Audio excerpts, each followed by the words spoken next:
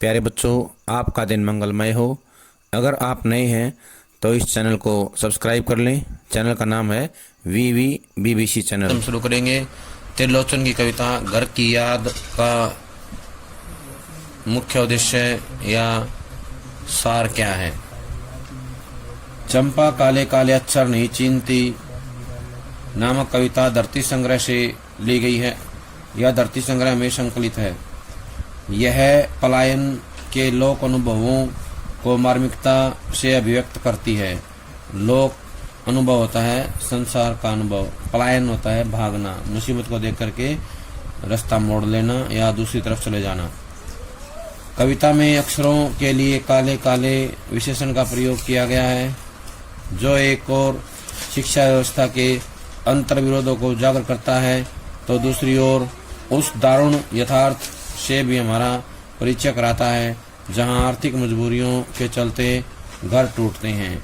दारुण होता कठोर, यथार्थ माने तो सच्चाई, कठोर सच्चाई जो है, वास्तविक सच्चाई जो है उसके बारे में बताता है कि लोग आर्थिक मजबूरियों के चलते यानी कि रोजी रोटी की तलाश में जो है घर छोड़ जाते हैं। काव्य नायिका चंपा अनजाने ही उस शोषक व्यवस्था के प्रतिपक्ष में खड़ी हो जाती है जहां भविष्य को लेकर उसके मन में अनजान खतरा है। वह कहती है कलकत्ते पर वज्र गिरे। कलकत्ते पर वज्र गिरने की कामना जीवन के खुरदरे यथार्थ के प्रति चंपा के संघर्ष और जीवट को प्रकट करता है। जीवट होता है जीने की इच्छा, संघर्ष होता है मुसीबतों का सामना करने की क्षमता। अब हम करेंगे त्रिलोचन के जीवन के बारे में। त्रिलोचन इनका मूल नाम है वासुदेव सिंह। वासुदेव सिंह मूल नाम है। सन 1917 चिरानी पट्टी जिला सुल्तानपुर उत्तर प्रदेश में इनका जन्म हुआ। मुख्य रचनाएं हैं धरती, गुलाब और बुलबुल, दिगंत, ताप के ताए हुए दिन, शब्द, उस जनपद का कवि हूँ, अर्घाण, तुम्हें सौंपता हूँ, चैती, अमोला, मेरा घर, जीने की कला, ये काव्य संग्रह हैं। देश काल, रोजनामचा, काव्य और अर्थबोध, मुक्तिबोध की कविताएं गद्य हैं। हिंदी के अनेक कोशों के निर्माण में भी इन्होंने महत्वपूर्ण योगदान दिया है। प्रमुख सम्मान मिले हैं साहित्य अकादमी, सलाका सम्मान, महात्मा गांधी पुरस्कार इनको मिला है। हिंदी साहित्य में त्रिलोचन प्रगतिशील काव्य धारा के प्रमुख कवि के रूप में प्रतिष्ठित हैं, यानी कि प्रगतिशील काव्य धारा के प्रमुख कवि के रूप में इनको जाना जाता है। इनके नाम के साथ शास्त्री भी जुड़ गया है क्योंकि ये बहुभाषा विज्ञ हैं। इनको अलग अलग भाषाओं का ज्ञान है, इसलिए इनको जो है शास्त्री भी कहा जाता है। इनकी भाषा छायावादी रोमानियत से मुक्त है। छायावादी रोमानियत से इनकी भाषा मुक्त है। अब हम करेंगे व्याख्या। चंपा काले काले अक्षर नहीं चीनती। चंपा काले काले अक्षर नहीं चीनती। चीनती होता है पहचानती। मैं जब पढ़ने लगता हूँ वह आ जाती है, खड़ी खड़ी चुपचाप सुना करती है। उसे बड़ा अचरज होता है, अचरज होता है हैरानी। इन काले चिन्हों यानी कि अक्षरों से कैसे ये सब स्वर निकला करते हैं। अक्षर होता है अक्षर, क्या होता है अक्षर। अचरज होता है हैरानी, चिन्ह होता है निशानों से, स्वर होता है आवाज, कैसे ये आवाजें निकलती हैं। अब हम करेंगे इसकी व्याख्या।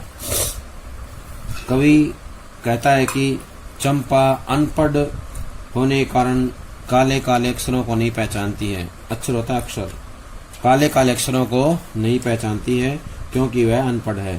कहने का अभिप्राय यह है कि चंपा काले काले अक्षरों को पढ़ नहीं सकती। चंपा काले काले अक्षरों को पढ़ नहीं सकती है। उसे अक्षर ज्ञान नहीं है, उसको अक्षर ज्ञान नहीं है। कवि ने दूसरी ओर यह भी स्पष्ट किया है कि हमारी शिक्षा में अक्षरों का रंग केवल काला ही होता है। हमारी शिक्षा में अक्षरों का रंग केवल काला ही होता है। चंपा की दृष्टि में अक्षर केवल काले धब्बे हैं। क्या है अक्षर? काले धब्बे हैं। चंपा कवि द्वारा बोले गए अक्षरों को सुनकर हैरान हो जाती है। यानी कि आश्चर्यचकित हो जाती है। वह चुपचाप खड़ी खड़ी सुनती रहती है। उसे अत्यंत हैरानी होती है कि कवि द्वारा बोले जाने वाले इन अक्षरों से ध्वनि कैसे निकलती है, आवाज कैसे निकलती है, अर्थात वह अक्षरों की ध्वनियों के विषय में समझ नहीं रखती। वह हैरान होती है कि कवि इन काले काले अक्षरों या चिन्हों में क्या पढ़ता है और उसे ध्वनि कैसे निकलती है, यानी कि जो ये चिन्ह है इनसे ध्वनि कैसे निकलती है, क्यों निकलती है, उसके बारे में उसे कोई ज्ञान नहीं है। अब हम यहाँ से जुड़े हुए प्रश्न करेंगे। पहला है कवि और कविता का नाम बताइए। तो बताएंगे कवि का नाम त्रिलोचन है, कविता का नाम है चंपा काले काले अक्षर नहीं चीनती। चंपा काले काले अक्षर नहीं चीनती। अगला प्रश्न है प्रस्तुत काव्यांश के संदर्भ को स्पष्ट कीजिए। तो बताना है यह काव्यांश लोक भावना से संबंधित है। यह काव्यांश लोक भावना से संबंधित है। चंपा अनपढ़ बालिका है और वह कवि को पढ़ते लिखते देखकर हैरान हो जाती है। क्या हो जाती है? हैरान होती है। चंपा कौन है? चंपा सुंदर नामक गवाले की लड़की है। चंपा कौन है? सुंदर नामक अनपढ़ गवाले की लड़की है या गवाले की अनपढ़ बेटी है। सुंदर नामक गवाले की अनपढ़ बेटी है। वह पशु चराने का काम करती है। चंपा कवि के पास कब आकर खड़ी हो जाती है? चंपा कवि के पास उस समय आकर खड़ी हो जाती है जब कवि कुछ पढ़ने लगता है। जब कवि कुछ पढ़ने लगता है तो चंपा पास में आकर खड़ी हो जाती है। किसे क्या देखकर अचरज होता है? चंपा को काले काले अक्षर देखकर अचरज होता है क्योंकि उसे अक्षरों की पहचान नहीं है। उसकी दृष्टि में तो वे काली लकीरें मात्र हैं, केवल काली लकीरें हैं। अगला प्रश्न है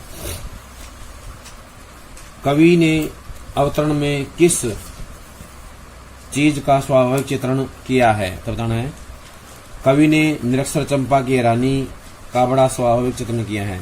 चंपा की हैरानी का या निरक्षर चंपा की हैरानी का बड़ा स्वाभाविक चित्रण किया है। चंपा को किस चीज का ज्ञान नहीं था? चंपा को अक्षर ज्ञान नहीं था, अर्थात वह पढ़ी लिखी नहीं थी। चंपा के माध्यम से काव्य कौन से मार्मिक विषय की अभिव्यक्ति करना चाहता है? तो बताना है चंपा नामक लड़की के माध्यम से पलायन के कारण घर टूटने जैसी मार्मिक विषय की अभिव्यक्ति की गई है। चंपा नामक अनपढ़ लड़की के माध्यम से पलायन के कारण घर टूटने जैसे मार्मिक विषय की अभिव्यक्ति की गई है। चंपा को किस चीज की हैरानी है? जब कवि द्वारा बोले जा रहे अक्षरों को सुनती रहती है तब उसे बड़ी हैरानी होती है कि इन काले अक्षरों से कवि ध्वनियां कैसे बोल रहा है। कवि ध्वनियां कैसे बोल रहा है। चंपा किनके संबंध में नहीं समझ पाती? चंपा अक्षरों और ध्वनियों के संबंध को समझ नहीं पाती है। अक्षरों और ध्वनियों के संबंध को समझ नहीं पाती है। उसे हैरानी होती है कि कवि इन काले काले चिन्हों में क्या पढ़ता है और कैसी आवाज उसके मुख से निकलती है। अवतरण का काव्य सौंदर्य बताइए। तो बताना है कवि ने निरक्षर चंपा की हैरानी का बड़ा स्वाभाविक निरूपण किया है। पुनोक्ति प्रकाश, अनुप्रास, प्रश्न अलंकार का प्रयोग किया गया है। शांत रस का प्रयोग किया गया है। प्रसाद गुण देखने योग्य है। छंद मुक्त रचना में भाषा के क्षेत्रीय शब्दों का प्रयोग किया है। छंद मुक्त भाषा है और उसमें क्षेत्रीय शब्दों का प्रयोग किया गया है। अगला काव्यांश है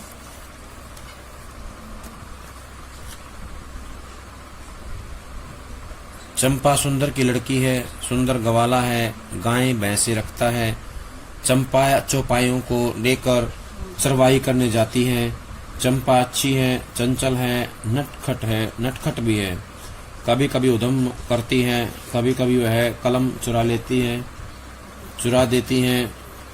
जैसे तैसे उसे ढूंढकर जब लाता हूँ पाता हूँ अब कागज गायब है, परेशान फिर हो जाता हूँ।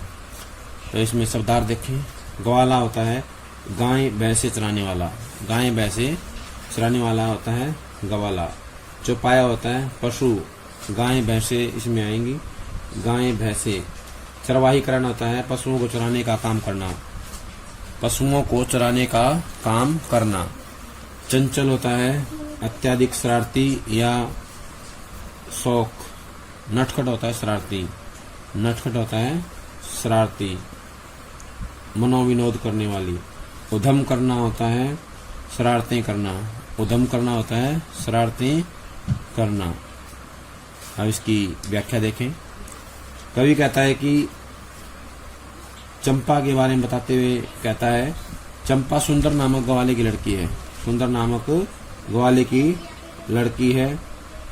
सुंदर गाय चराने में, गाय भैंसे पालने का काम करता है। सुंदर क्या है? एक ग्वाला है, गाय भैंसे चराने और गाय भैंसों को पालने का काम करता है।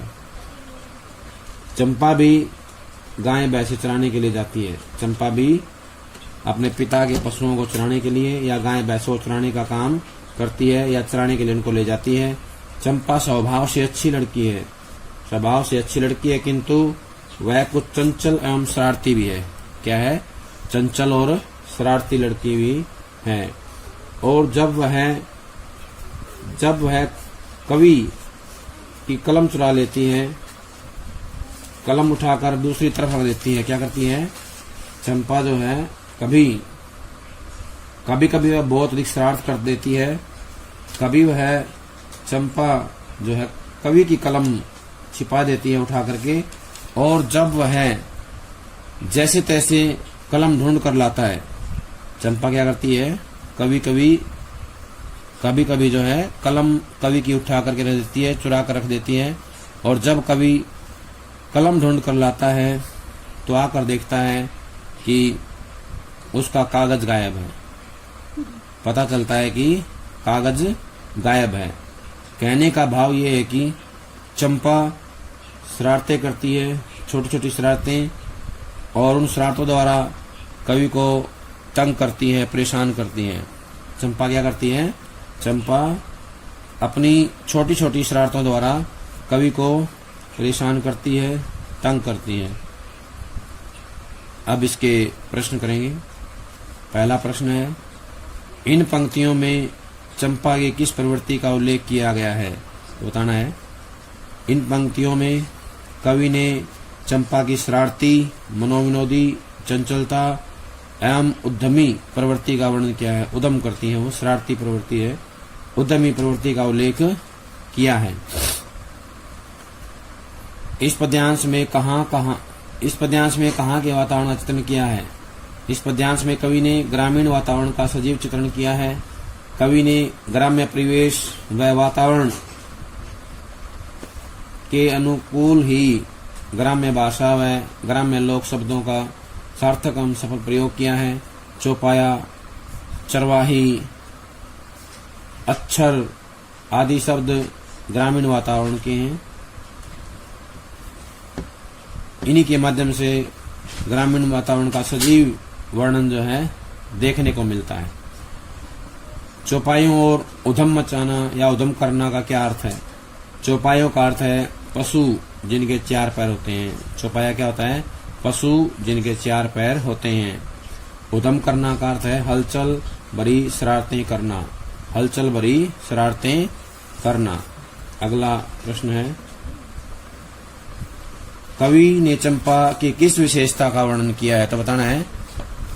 कवि ने चंपा की भोली भाली शरारतों का स्वाभाविक चित्रण किया है। भोली भाली शरारतों का स्वाभाविक चित्रण किया है। चंपा का परिचय देते हुए कवि क्या कहता है? तो बताना है। चंपा का परिचय देते हुए कवि कहता है कि चंपा गाय चराने वाले सुंदर ग्वाले की लड़की है। सुंदर के पास काफी गाय भैंसे हैं। सुंदर के पास काफी गाय भैंसे हैं। चंपा पशुओं को प्रतिदिन चराने के लिए लेकर जाती है। चंपा व्यवहार में बहुत अच्छी है। चंपा व्यवहार में बहुत अच्छी है। चंपा का व्यवहार किन चीजों से भरा हुआ है? चंपा का व्यवहार चंचलता से भरा हुआ है। वह शरारती है। उसकी बोली शरारतें अच्छी लगती हैं। शरारत करती हुई वह कवि की कलम चुरा लेती है। क्या करती है? कवि की कलम चुरा लेती है। कवि चंपा की क्रियाएं कैसी होती हैं उनको दिखाने के लिए किस प्रकार का वातावरण बनाता है, या चंपाई क्रियाएं कवि को क्या करती हैं, तो बताना है चंपाई क्रियाएं कवि को परेशान करती हैं और कवि ने चंपाई क्रियाओं को एक शरारती वातावरण के रूप में दर्शाने का प्रयास किया है। जो चंपा है उसकी शरारतें क्या हैं, ऐसी हैं जो मासूमियत को दर्शाती हैं, उसके भोलेपन को भी दर्शाने का काम करती हैं। अगला प्रश्न है, चंपा के लिए किन चीजों का महत्व नहीं है। चंपा के लिए कागज पेन का कोई महत्व नहीं है, वह तो उन्हें शरारत का साधन मानकर खेलती थी, वह तो उन्हें शरारत का साधन मानकर खेलती थी। अवतरण का काव्य सौंदर्य बताइए, तो बताना है कवि ने चंपा की बोली वाली शरारतों का स्वाभाविक चित्रण किया है। क्या किया है, चंपा की बोली वाली शरारतों का स्वाभाविक चित्रण किया है। अनुप्रास और पुनरुक्ति प्रकाश अलंकार का प्रयोग किया है। शांत रस का परिपाक है। प्रसाद गुण संपन्न सरल शब्दावली का प्रयोग किया गया है। छंद मुक्त कविता है। खड़ी बोली, भाषा सरल व प्रवाह पूर्ण है। प्यारे बच्चों, आज जो काम करवाया गया है सभी इसको अच्छे समझ करके कॉपी में लिख कर याद करें। सभी का बहुत बहुत धन्यवाद।